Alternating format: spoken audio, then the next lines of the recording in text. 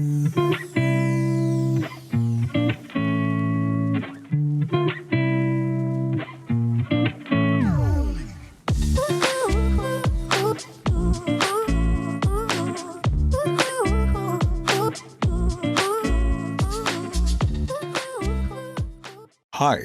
this is Enrique Guerra Medina from Art Then and Now.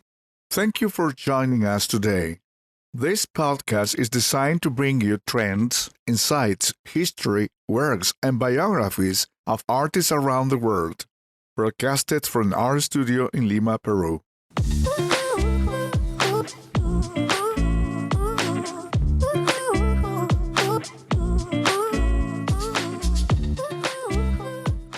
In today's show, we're going to talk about hyperrealism in Nigeria.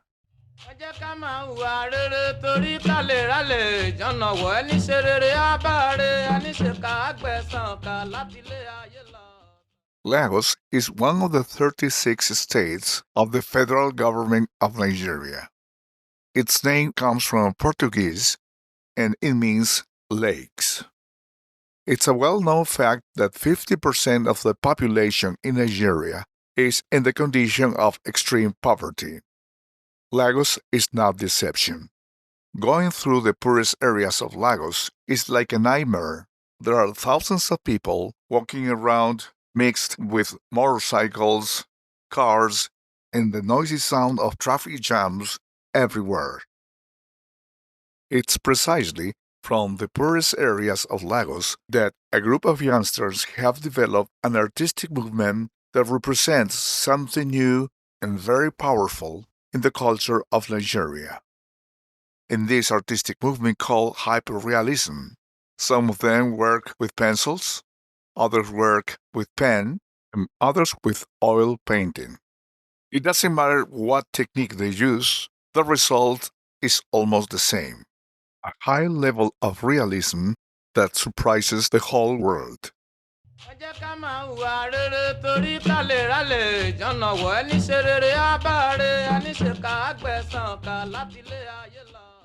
Some of the young artists have a strong commitment with their reality, and their art tries to express the political and economical circumstances of their people. Other youngsters have different proposals as a way of expressing art, a aesthetic experience.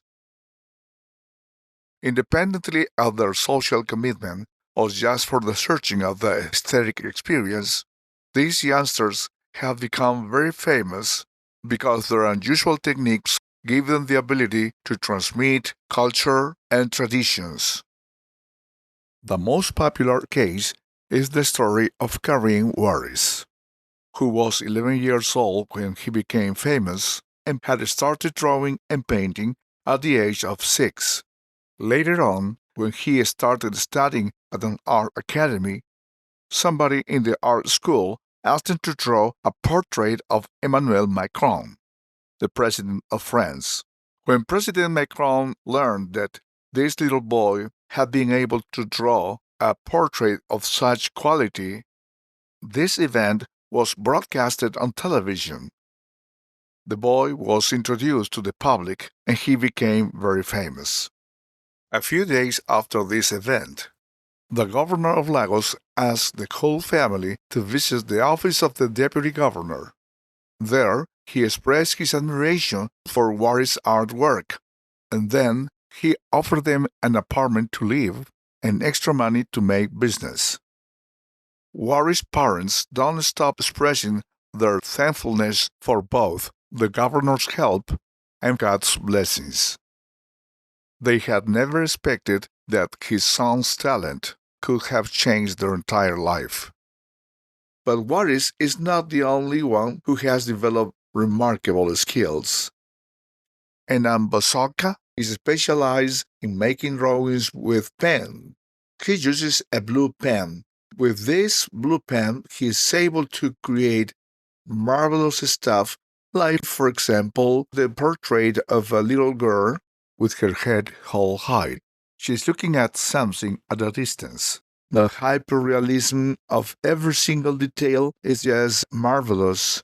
It looks like a photograph, And the simplification of the elements that she's wearing makes this picture more relevant and interesting.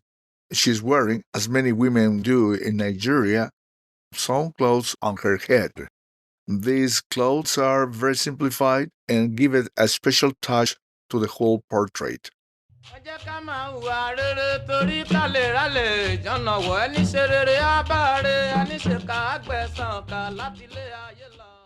Another piece where Mbosoka shows the mastering of the art of hyperrealism is the portrait of a woman who has placed her hand just below her lower lip. She is like in an attitude of thinking, and the detail of the lips is just amazing. She has a front view, and the light comes from the left, showing her facial features very accurately. This is undoubtedly a great piece of art. It's just hyperrealism that reveals the beauty of African people. We can't leave this episode without mentioning one of the greatest Nigerian artists, Rasak Alimeide. I am very impressed with his production. He's probably 26 or 27 years old. He has a very tidy atelier, and all his artwork has been placed on the walls. His models are most of them children playing with water, and the level of hyperrealism that he develops in every single one is just marvelous. Literally, they look like photographs. For example, I can see here one picture of a girl who has plenty of water drops on her face and body. The way the drops have been painted reveals the mastering of this art. Another picture of him is five boys playing with water. There is a boat next to them, so they are probably children whose fathers are fishermen. The painting reveals a very natural moment with plenty of detail, dealing with water, walking in the water, touching the boat, just getting some support from the boat.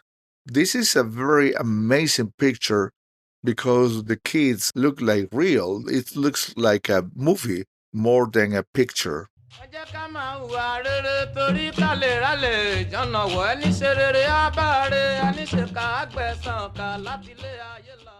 Among these hyper-realistic artists, we have Arinze Stanley, Abuka Pen, and many, many others. This new generation of hyper-realistic artists is going to be strong and solid on the next years to come.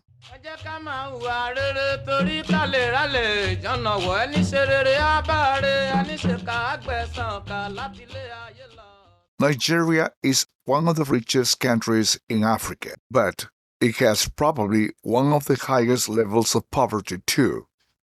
The richness of this country doesn't come necessarily from the petroleum, which is 85% of all export value.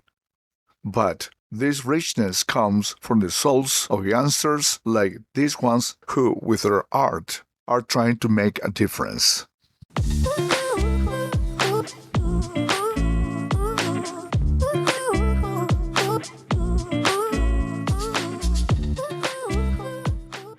As you enjoy this episode, be sure to subscribe so you're notified when a new episode is posted.